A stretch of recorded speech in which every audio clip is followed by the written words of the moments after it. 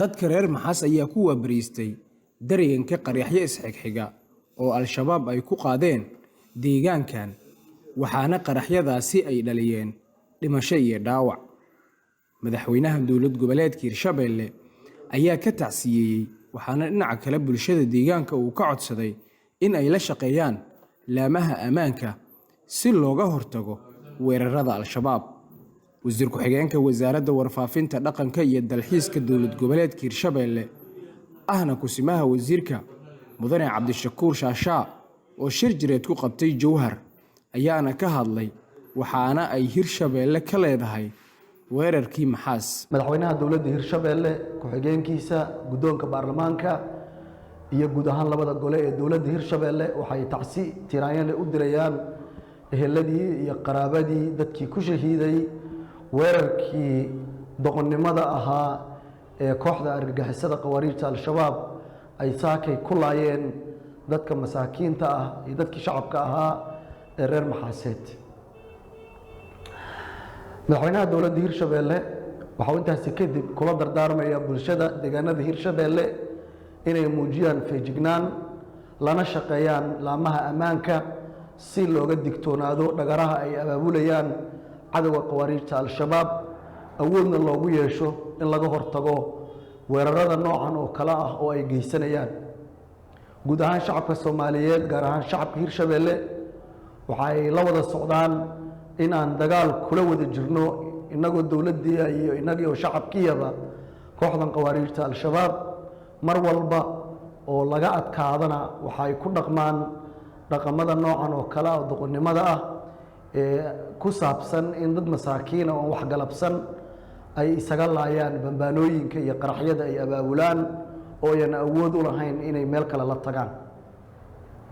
Dowladda Hirshabelle waxay sii xoojinaysaa la dagaalanka ay kula jirto kooxdan qawaariijta Al-Shabaab waxayna mar kale ka codsanaysaa shacabka deegaanada Hirshabelle inay kala shaqeeyaan xuraansiinta laamaha ammaanka dhagaraha ay abaabulayaan kooxdan qawaariijta si laamaha kala duwan ee ammaanka ay ugu fududaato inay fashaliyaan qaraxyada noocan oo kale marka ay soo abaabulaan. Intaas kadib waxay dowladda Hirshabelle ballan qaadaysaa in aysan ka nasan doonin ilaa ay ka carabtirto deegaanada Hirshabelle kooxdan qawaariijta Al-Shabaab. Bulshada reer Hirshabellena waxay ku dhiirigelinaysaa in sida hadda ay ula shaqeeyaan laamaha ammaanka ay ula sii shaqeeyaan. runtii maysan suurtagali lahayn haddii shacab iyo dowlad ayaan si toosa ula dagaalgali lahayn kooxdan dhilqaha ah ee dadka ku hoos jirta ee cadowga ah ee dadka cunaysa ee dad qalatada ah ee baabi'isay haweenkii iyo caruurtii iyo marastii oo aan cidi u turaynin. waxaan rajaynaynaa insha Allah in waqti dhow laga sifayn doono guud ahaan deegaanada Hirshabelle oo aan lagu arki doonin qof sheegta shabaabnimo iyo wax la mid ah. Allah u naxariisto eheladii iyo qaraabadii ay ka baxeenna samir iyo iimaan ha ka siiyo dadkii qaraxaas Maxaas ka dhacay ku baaba'ay ama ku geeriyooday. waxaan aaminsanahay inay yihiin shahiid. sidoo kale dadka dhaawacmay waxaan eebo uga baryaynaa inuu u boogadhayo. waxayna dowladda Hirshabelle samaysay oo ay bilowday gurmad ay u fidinayso dadkaas insha Allah waana la tacaali doonaa. intaas kadib wasaaradda warfaafinta dowladda Hirshabelle waxay iyadana caafimaad u rajaynaysaa waliya Qaalid Ilka Case oo kamid ahaa dadkii qawaariijta halkaas ay ku dhibaateeyeen.